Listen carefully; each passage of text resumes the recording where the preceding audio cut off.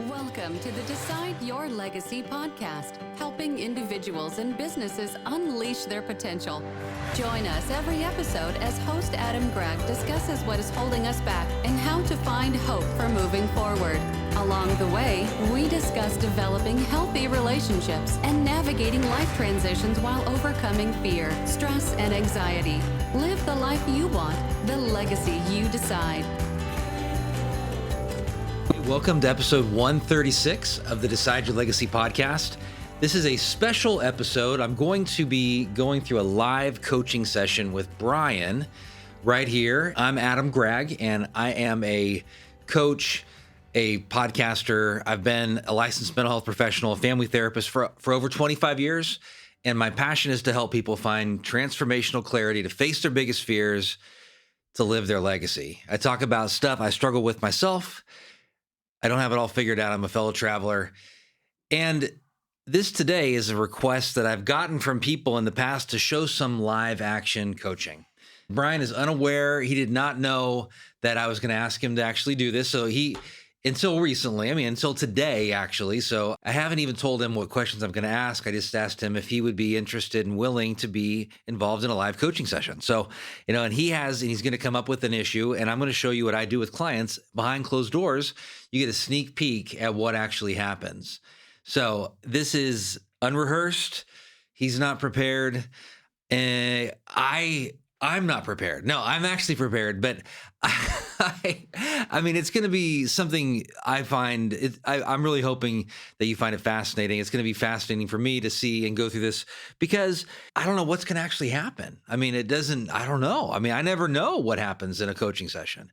We have a process. I have my process I take them through, but it's going to be honest and real. Coaching is not about giving him information and giving him content. It's about asking questions, getting Bryan to think about things on his own. And at the very end of this live coaching session, I'm going to do a recap of what I would do normally in a coaching session. We're going to wrap it up just like we would anything else. So let's go ahead and I want to start with and like I said, you're going to jump right in. But Bryan, what is something that you would like to accomplish by the end of our coaching discussion today? Something that's been bothering you, or personal, professional, anything you want to accomplish that'd be really helpful to you. I think just having some clarity around parenting. I've got two kids. My son is 12 years old. And so one of the things that I really want to do is to help him grow and mature kind of through his teenage years, right? He's about to enter adolescence, and one of the fears I have is I'm not leaving him prepared, right? He's not going to be ready to enter the world when he's done. So I think, as my role as a dad, I feel like that's a big responsibility. Nobody gave me a manual when he was born. Yeah. So I think, that's something that I think about a lot. So yeah. How old is he? He's 12. 12, and what's his name? Xander. Okay. 12-year-old Xander. All right. Well, this is real. So you have you're dealing with how to raise him and launch him. And what is important about figuring this out right now? Why is it on your mind? What's going on here? So I listened to another podcast that was kind of talking about this and just the aimlessness of a lot of young adults, right? So you see boomerang kids, right? Kids who move back in with their parents after theoretically leaving the nest, or struggling to get a job, or, what are they going to do when they get out into the world? And so I'm praying, and I don't want that for my son, but I also, I'm trying to be proactive and think about how I help him, because there's some part of it that's my responsibility, but there's also some of it that's not within my control. Okay. What might be a mindset that you have about yourself that could be getting in your way, or about your parenting? A mindset that... Yeah, like a view, perspective about yourself. Like, could be, example would be somebody has a mindset in their job like, I'm going to mess it up. I'm not going to do a good job on the project. It could be that there's all kinds of mindsets, but I think that I worry about failing in some ways just because it seems like anytime I try to have a serious conversation with him, like it's just like he wants to be done, right? Oh, He's not yeah. wanting to engage like Yeah. intentional mentorship type conversations where we think about deeper things. He wants to talk about video games. He wants to talk Yeah. about, just stuff that's more surface level. So Okay. it's hard to go into those deep conversations, and I struggle with how to get there with him. So failing. Yeah, like I don't know how I don't know how I'm gonna get there. What's your biggest fear? That he is Can, going to never move out of my house. Yeah. Okay. Like Yeah, that's well, a fear. Well, yeah. I mean, it's the rent's much cheaper, Right. and the food's. Food is He already definitely knows the cheaper. food. It's like, and he plus, he has a good, comfortable bed, right? Yeah. Okay. Right now he does. Okay. So what does success look like for you here? I think so. I'm imagining the day that he leaves after he's 18, like he graduates high school, whatever that might be. I'm imagining the day he walks out of the house, and I'm going to be sad that he's going, but I'm not worried for him, or I'm not Yeah. scared for him. Like I feel Okay. like he's leaving the house. I'm like, he's going to be all right. He's Like gonna be okay. He's going to figure it out. Yeah. Like he may not have everything understood, Yeah. but like, it's like, he's not going to starve. He's going to be Okay. able to navigate the world. But how would and you know handle that if that's successful? How would you know you've reached that? How would you know that he's prepared when he leaves? I think it's in the time that I've got with him now, right? That's Oh. spending that time with him to Yeah. mentor him, to train him. But it's figuring out what that looks like in a way that's because for him to be excited to engage, right? Mhm. For him to want to learn more from Yeah. me Yeah. or other men, right? Or other men.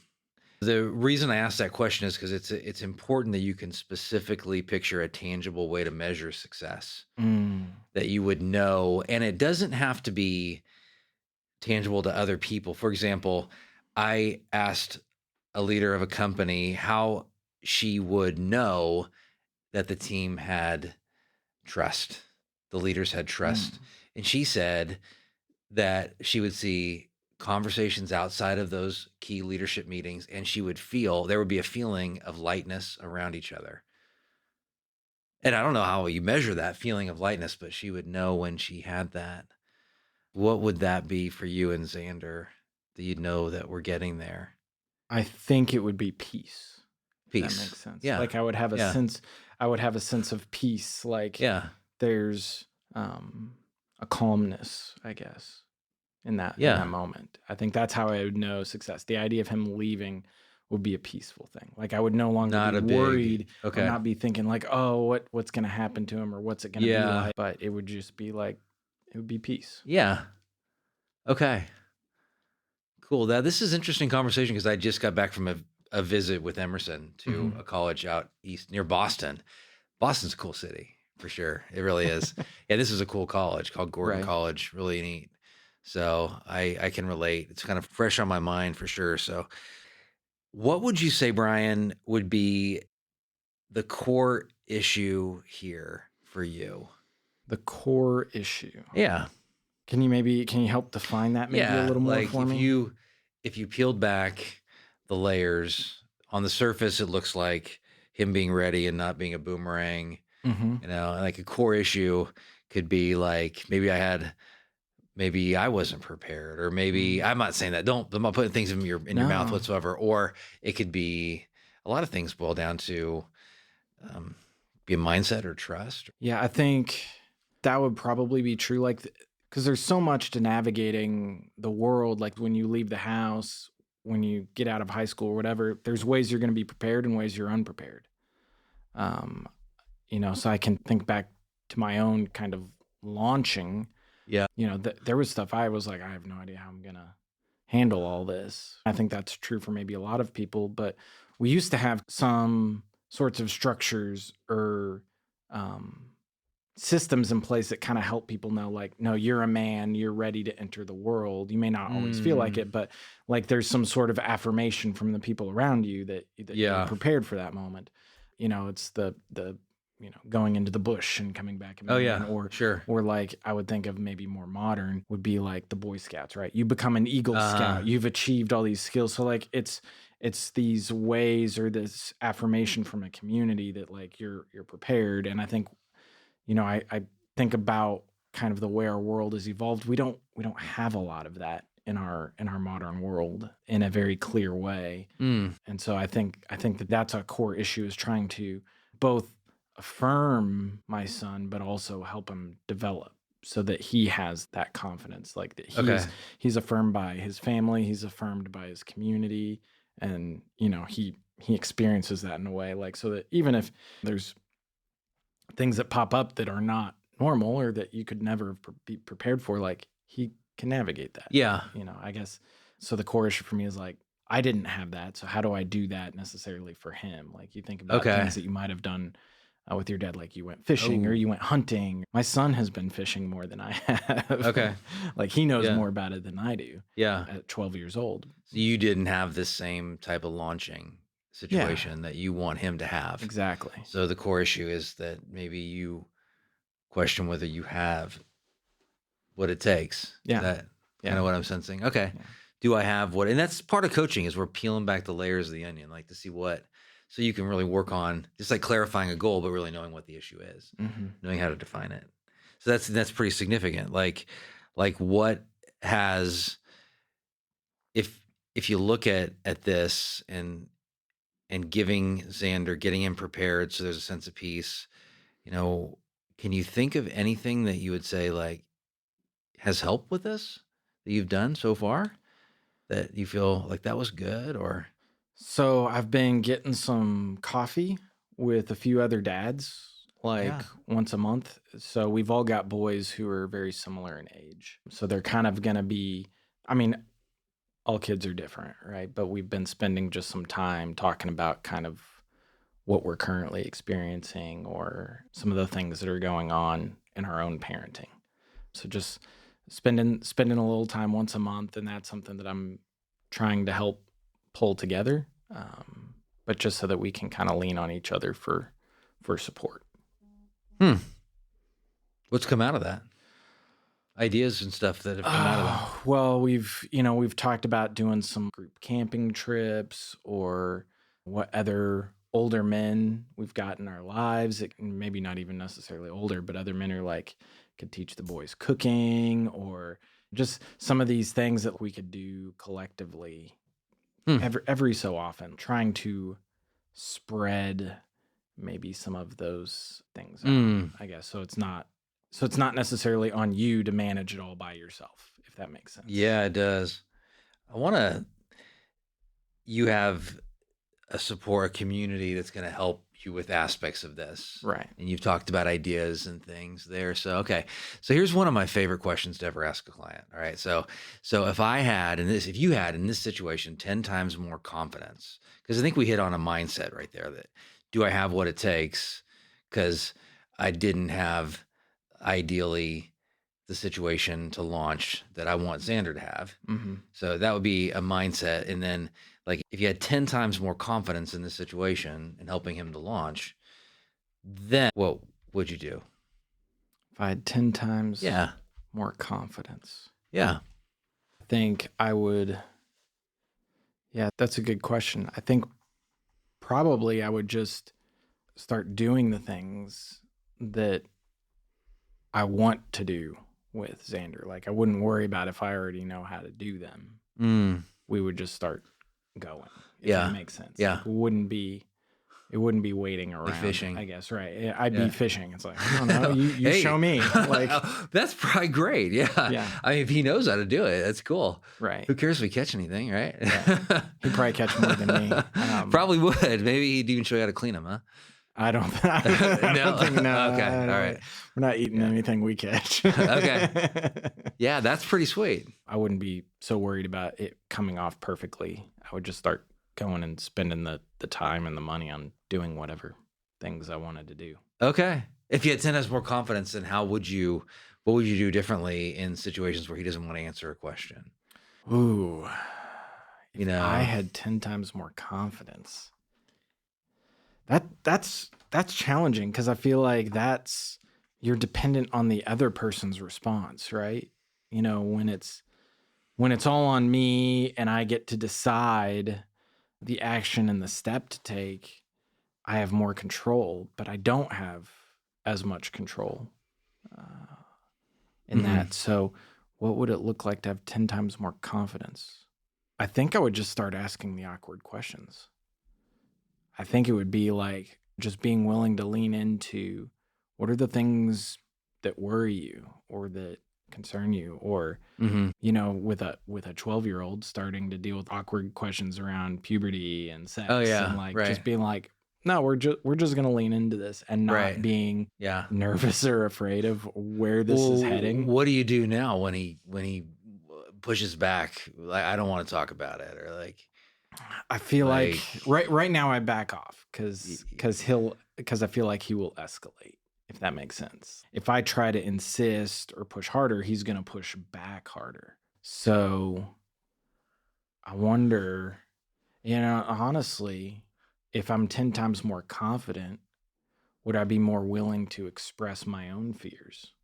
oh, be vulnerable about your own Because fears. if his response is to, when I try to push in, is for him to push back, is to change from a pushing on Yeah. what is he experiencing, is to invite him, is to Yeah. pull him into how I feel So what and would the what I fear think be? about.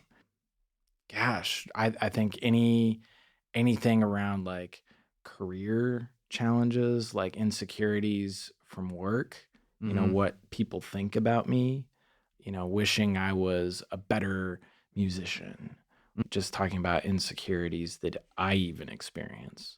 Oh, There was one time, probably the one time I can think of where I did this well was, I just shared with him my own insecurities when I was his age in like middle uh-huh. school, right? So just Yeah.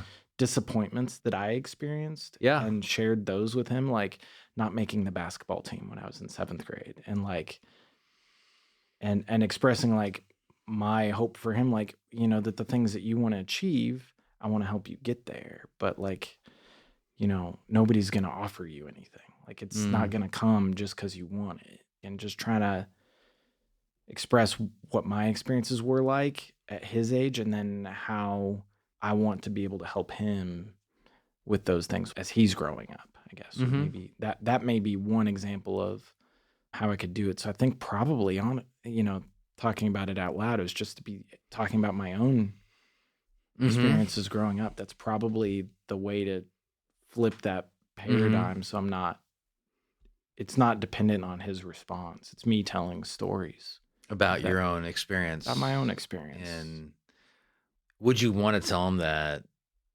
you have the struggle of feeling competent to launch him based on your own experiences, or I think what I want to do is I want to cast vision for what's possible, yeah. like and certainly I can share with him, like, there's a lot that goes into being a man in the world. And I think as far as just uh, a virtuous Yeah. masculinity, right? Yeah. Like I know that there's a lot of discussion around toxic masculinity, Yeah. but I would think my version of it would be like a virtuous Yeah. masculinity, if that makes sense. So Sure. like trying to give him something that's exciting around that. But yeah, I guess I could share that's not something that happened for me, but I want to make something special for him. Mhm. That like I'm wanting something bigger and better, Yeah. for him, and maybe that will help Right. You don't get want him it. to be your therapist, though. That's Well, true. you That know, is true. being vulnerable has a lot of power to it. Like, I think people are The- not vulnerable enough for the most part. Like, and Right. most people are wise enough to know when you're oversharing or doing it in a way where they're Because wanting that them to feel becomes sorry for them. codependency. Yes. That becomes right. codependency. I'm depending on my son for my own validation. It's okay, Dad. You are competent enough Right, to like- be my dad. That's a total role reversal. Like, We don't want that. Not good. So as I thought about that question, I thought, because I thought that's what you meant at first when you mentioned that, but no, I get what you're saying. And I see so much to that when we can be vulnerable to see and how it opens up with everything. So we're going to go towards the end of the coaching session here, but I want to do and share one thing here. And if you found this helpful, check out Shatterproof Yourself. It is 7 small steps to a giant leap in your mental health. This is a course that's been launched recently. It's priced at the lowest price that it's going to be at. And it's a pre-launch technically, but it is launched. So if you want to get access to a great course to talk about mental health topics from a coaching perspective, hit the link and check out Shatterproof Yourself. Great thing for you to go through as well. So in this conversation, Bryan, what insight have you gained that you might not have gained? Like, what's one insight or takeaway from this conversation that you want to remember? I think probably that idea that we just kind of explored there, where I can flip the conversation when I want to create more depth of conversation with my son. It's really going to be somewhat me going first, right? Like sharing something from my childhood, what it was like for me growing up, as opposed to trying to push those deeper questions on him and make him ask, offer to go first and then invite him to share, like what's his experience. That's pretty powerful. You'd be sharing your own struggle right there. Right. Yeah. I know it reminds me of something today. I sometimes do this activity where with business teams where everybody writes a poem. It sounds really silly. Okay. So everyone writes a poem about their life, basically. Okay. And they talk about like there's certain aspects that they address, like where they grew up and their siblings and their family and their jobs. And there's certain things that they write about in that poem. And anything goes outside of these very loose structure. Mm-hmm. And the point is to help people get to know each other better, because people can be working with somebody for 20 years and not know a lot of things about them. And I've seen that in group coaching and corporate work that I do, where they learn something about a coworker and it just changes the whole dynamics in the relationship, because they realize, well, that person went through some really hard stuff. Mm-hmm. And now I know why they're such a horrible boss. No, I'm just kidding. But now I know why they may have that tendency, kind of thing. So, but the mistake, I did this with a company about 2 months ago or whatever, the same kind of thing. I made a key mistake because when I've done that, and I realized that like people didn't open up as much as I wanted them to. They opened up about it, but they actually opened up in another activity later. Things are going really great with this leadership team. I'm still working with them and it's really cool and positive. But the mistake I made is I didn't go first and I didn't challenge the other leaders to go first. Because if I would have, I would have shared my poem, even though these people don't really know me, but as an example. And okay, I'm the one facilitating this. So okay, I can share some things here. And then I would have asked at least the head leader to have his already written so he could share it. And then them going first would have made other people open up. It does. It gives permission for everybody to be vulnerable. And it's so cool to see trust on a team like that when it happens.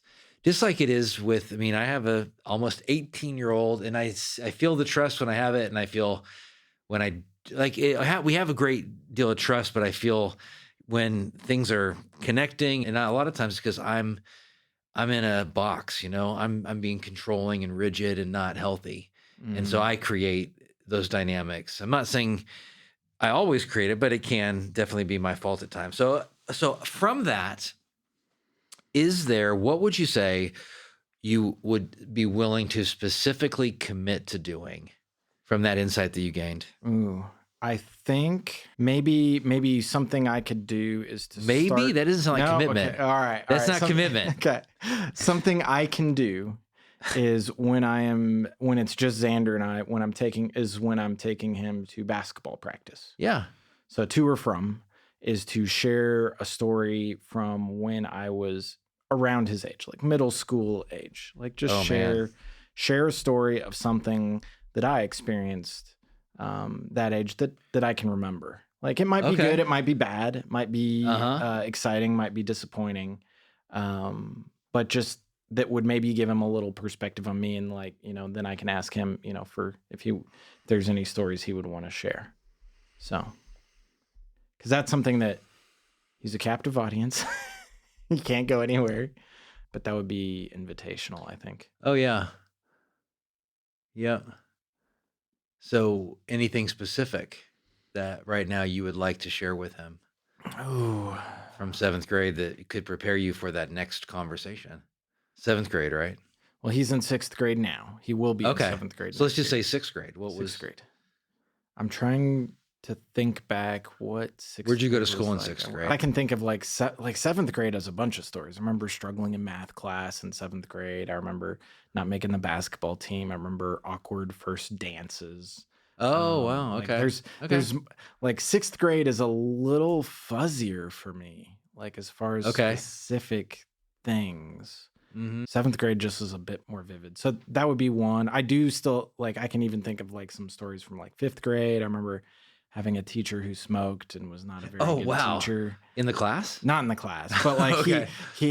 he was the only male teacher in the school, and he always had like a packet of cigarettes in his pocket, like Oh, a shirt wow. pocket. Okay. So like he was like, yeah, it was just not a good teacher to like, just wasn't really engaged. I Yeah. remember that from 5th grade. I remember, Did he give cigarettes to he kids did in not. his class? He Are you was- sure? he was- well, to be fair, I don't know that. Well, that was a but while ago. that was a while ago. That was a while ago. That was probably when you could smoke in the break room at school. Potentially. Here's the deal, Ann. I would find your son would probably find that fascinating. Just the fact that you had a teacher. And if you look at that, like I'm thinking how strict the rules are with smoking now in our society. It didn't And used to be like that. It used to not be like that. And to even say that I remember when, and I do, I mean, I remember when people smoked in restaurants. Mhm. I remember when people smoked in cars. Yep. I remember when people smoked, I believe, in airplanes. I remember at least the ashtrays in the airplanes. Yep. And I thought I remember people smoking in airplanes. So that's pretty fascinating. I don't know how, yeah, anyway. If you're saying yes to making a commitment to be vulnerable with him more, then what are you saying no to? Trying to look like I have it all together, I guess, if that makes Okay. sense. So like I'd be saying no to, I don't know if I'd say self-protection or image management. I'd be saying no to image management. That's maybe the way of looking Okay. at it. Is that's going to be like he would get good, bad, and Yeah. ugly from what it was like when I was a Yeah. kid. So Okay. And then specifically, when are you going to start? I could start today. Today. We've got practice tonight. Oh, you do. So you're committing to in the car ride today. Yeah. I'll tell him the story about my teacher who smoked. I'll do that. I'll do that today. That sounds awesome, man. Okay. So that's the coaching portion of this. I want to step back and address one thing, because when I do coaching, I have a very small insight legacy plan section. It's every client that works with me is creating a legacy plan. And part of your legacy plan is identifying limiting mindsets that hold you back, things that are going to be repeating themselves that form in our childhood, often in our early adult formative years, ways we think about situations. Like I have a very challenging, I have a perfectionistic tendency. It's a mindset, letting go of that and having grace and just being okay with a 7 is really important for me. So clients do that, and they do other aspects of a legacy plan, like a vision, a legacy statement. But one of the mindsets that I hear from Bryan here is this, the way I wrote it down is, do I have what it takes? Do I have what it takes? Or even you could say like, I might not have what it takes. Like that would be a mindset. If we could stretch that, it'd be more of like, I'm not good enough. I'm not good enough as a dad would be ways that people could describe that. I don't have there are other people. I mean, I frankly don't feel good enough as a dad sometimes, for sure. So is that a mindset generally is more generalized. So we have other ways that we look at things. Like we can say, I'm not good enough in one area here. And also there'll be other areas where you say that you're not good enough. Is that fair? Yeah. What are the Yeah. other areas? Other areas, I think I lack just confidence, I think, to pursue ambitious. So, like, I want to have control over my time, spend more time with my family, but lack the confidence to make those life changes to transform that stuff. Like entrepreneurially? Yeah, Right there? entrepreneurially, Okay. I think is one that's Yeah. a challenge. But that's another coaching session. That is That's another next question, time. but that's a big one right there. Because so you would like if you made changes professionally and took a risk, took more risks, Bigger risks. then yeah. maybe you would have more free time, more money, more freedom to Yeah. be I don't know that I would necessarily have more free time, but I could choose the time the times that I have. So let's look at this for a second, and I'm gonna ask you a few questions Okay. to try and create a healthier perspective. Okay. A mindset is a lens that we view the world through. It's we can see all kinds of situations through that lens, but it's going to hinder us. It's going to limit us. So then what evidence do you have? Is there anything that you'd say, like, this is evidence that that's true, that I'm not good enough in my life? And we'll just go on, since we're kind of shifting to a new area, let's just go to this business thing, like entrepreneurially. Mhm. What evidence do you have that that couldn't work, or that you don't have what it takes? I see other people having more success would maybe be one. So, like, I see potential competition out there. I see, sometimes I feel like I don't have the educational background, right? Like, I was not a business student. I don't, all these things about having or running a business, like, I don't have that background, right? Okay, Like, yeah. I've never, Yeah. so, like, it's something completely Yeah. different. So, Ah. so trying to deal with some of that. So being around, other people who are maybe more business savvy is something that makes me feel like I'm not good enough. I think it's just, it's not I'm not good enough. I maybe play it safe. I don't know where. How is that evidence, though? That's how you function in the past? That's how I function in the past. I make decisions around security or safety or predictability, mostly out of a sense to have control. So, but I don't. But it's not. That's not speaking to the evidence of I'm not good enough. Like, It's a history. Well, yeah, it's a history. I mean, I'm sure that comes, trying to think. I mean, well, we can go back to my middle school basketball team. I didn't make my middle school basketball team. Actually, the sixth grade teacher that smoked. You're like, hey, this guy, I mean, so, like, I think that there's plenty of times that, I've failed at things, or a project at work doesn't go well as I would have liked. You see other people get the promotions or the opportunities, and you apply for a transfer or a job opportunity that you don't get. I've had those in the past. People are like, well, you did a really great job, but we just decided to go with this other guy. Well, that doesn't, So all those, I think, little things do give you a message, a little bit of art, can put a little bit of doubt, I think, that maybe you're not good enough. Even though the arena is completely different, if that makes sense. So then how do you act and think and feel when you focus on this? How do you act and think and feel when you feel and you are in a mindset that I'm not good enough entrepreneurially? I don't take risks. I don't, Yeah. I don't, it makes me less likely to put in the work, right? I'll just do what I've got and not worry about anything else, I guess. Yeah. That'd be what I'd say there. How do you feel then in those situations? Like, if you could pinpoint emotions. Insecure. Insecure. Yeah. Don't take risks. And Yeah. Yeah. So if you feel insecure, you're going to lean on the things that bring you security. Very good. So that's how you would act. That's that. how I act. Right. In that response, it's like, Right. okay, well, I'm going to do these things Right. that are definite. Yeah. This is within my bubble. This is within my sphere of influence. Yeah. I just stay in this little area, and then I know there's no chance of failure. Right there. And so how would you act, think, and feel if you had 10 times more confidence?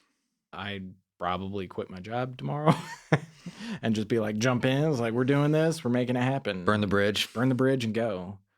Like that's probably what it would be. Tomorrow. Yeah. Well, give him 2 If weeks I- notice. well, like, you know what I'm saying? Like, I know. Come on. Right. But I would say it. I would say it. You'd be like, the letter would be written and it'd be delivered. Yeah, it would be. Have you written the letter already? No, I've not written a letter. Okay. It would probably be a end of the. I will say it would be an end of the year thing. Okay. I don't want to give up on my year-end bonus. Sure. That could help you with the move. Okay. Gotcha. Because you'd have to wait till the end of the year. I gotcha. So what else? I mean, how would you feel then if you were 10 times more confident about this move and like, Self-assured? yeah? Like, I don't know how I don't know I mean, I'd feel more confident. I don't know. I don't know what other optimistic, I guess. I guess that would maybe be the thing. I would view the world more through a growth mindset. Like if I was 10 times more confident, See? I'm not going to see things as failures even when they don't go my way. Oh, yeah. Right? Because you got that bigger. Like, no, the pie is bigger. Yeah. We're just going to make the pie bigger. We're not worried about our slice of the pie. We're just going to make a bigger pie. Yeah, it's, that's really interesting. I will deal with prospective clients quite a bit. And there's two things that happen as I have to feel like they are ready for coaching. And one of the prerequisites is they can picture a bigger future. Mm-hmm. Like I think everyone can picture a bigger future if they are going to peel back the layers of the onion, but they might be at a place where they can't quite get there right now. If they can articulate some of that, like, okay, here's what I want, and they can start to get some level of like, I'm at least slightly excited about getting there and hopeful that it can actually happen. And then I get them to actually articulate it more and picture it and make it reality. There's a point in the conversation when like you can sense that they believe it's possible and you truly believe you can get them there. Like and you align that. It's like, we got each other. Like we're going to do this. Like It's going to happen at that point. Well, I mean, there are definitely times, and that's pretty exciting when you have that because it's, you're there, What would be a healthier perspective? So this is what I like clients to do is say, okay, my challenge is to think I'm not good enough with this entrepreneurial endeavor. Okay, so what would be a spin or a way to phrase that would actually be something you could look at every day and you're like, this is the truth about that could inspire you, inspire you to push through. The truth about that. Yeah. I had one client say like, I'm terrified, but I know on the other side is the good stuff. Like that was for whatever resonates for you. I don't know if that would be, I know for me, it's like, taking the scary action now is much better than a future without having taken the scary action. The good, scary, calculated, scary action, like the ones that You're not reckless. You're not reckless, but like that to me resonates if I have that on my mind, and it can be what I need to get me through. I mean, it really can be that much. Give me that little thing that gives me the inspiration to push forward. The things I want most are on the other side of uncertainty. Okay. Does that would that inspire you to quit your job? I think it would. All right, cool. The things I want most are on the other side of uncertainty. One thing about coaching is that I do share some information, but 95% of everything should be me asking questions, helping Bryan to go deeper and to realize some things about himself that can help him to push forward. And a lot of it for me it's hard for me to not want to give advice, especially when I see something like, do this, do that. And even in this conversation, I made some mistakes. I mean, I asked some leading questions. I phrased some things in leading ways. And if I listen to this again, which I will, I'll sense that. But my hope is that every question I ask, I'm genuinely curious about, which majority I believe I was. And the questions are ones that elicit a response, a thoughtful response, not a yes or no response, but a thoughtful response from Bryan. One that he has to dig a little bit deeper and go places and where he hasn't gone or doesn't want to go or hasn't gone in a while. And then that leads to us actually unpacking it and moving forward with this content. I mean, him taking it, and there's taking it and applying it to his life. And that's really crucial. So for you as a listener, think about how a coaching conversation could help you. I mean, just having a conversation with somebody, whether it's me or you hiring a coach, somebody on the Decide Your Legacy team can help you to process through something, that one big accomplishment, the thing that you want to achieve that you can make progress on. I mean, that's where I start with clients, is what is the one thing you want to achieve? And so for Bryan today, he identified that, and then we unpacked that and unpacked a mindset that he could identify that was actually holding him back.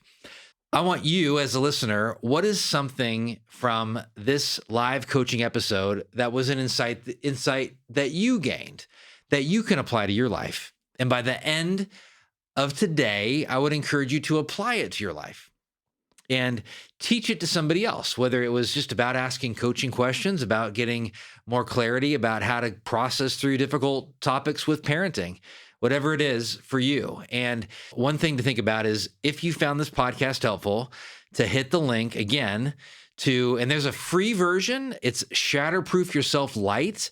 It's a 30-minute video and a workbook, a brief workbook that introduces you to the Shatterproof Yourself content, 7 steps to a giant leap in your mental health. So hit the link, go over that content, and that's going to help you to understand Shatterproof Yourself and understand how to engage this content as well. You don't want to miss that. Great stuff. Share this with your friends. Give it a rating and review on Apple or Spotify, wherever you get your podcast content. That helps it to grow organically, which it has done and which it is continuing to do. I really appreciate you tuning in. I want to close the way today that I always do. And I also am going to do more of these live coaching sessions in the future. So reach out if you have other ideas, topics, or if you want to be a client in a live coaching session. I would be willing to entertain that as well. And close the way I always do. Make it your mission to live the life now that you want to be remembered for 10 years after you're gone. You decide your legacy, nobody else. I appreciate you greatly, and I'll see you next time. This show is part of the ICT Podcast Network. For more information, visit ictpod.net.